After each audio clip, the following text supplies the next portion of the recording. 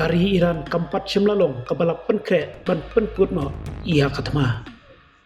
Presiden jongkari Amerika ketau Donald Trump hakasengi ublay ulong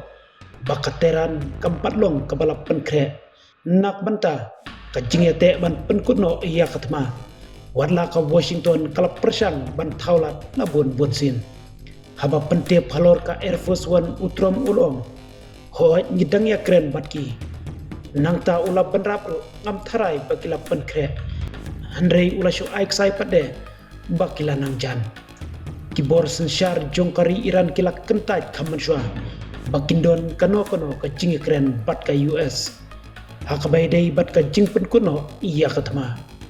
menteri kambari kari Iran u Abbas Araki ulong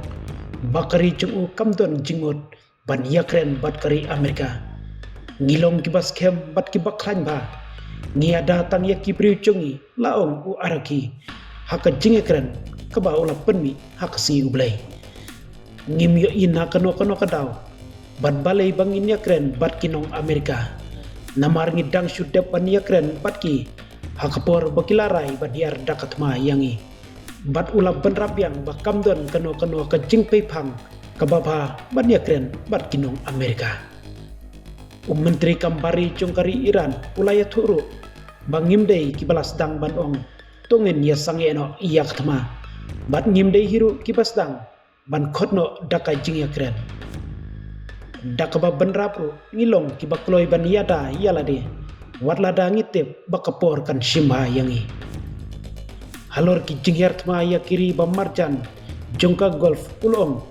ngitmu tang ya kimar kimata jongkari Amerika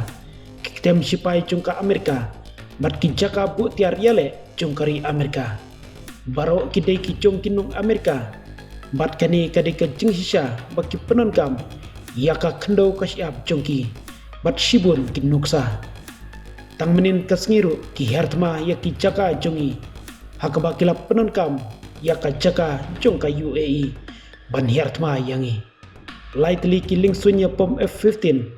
kilasya siat hakuet rei omdon bakli yak ei kabakila le hakuet bat pitip ya kata kalong kabasya ba laong shushu u Abbas Araki.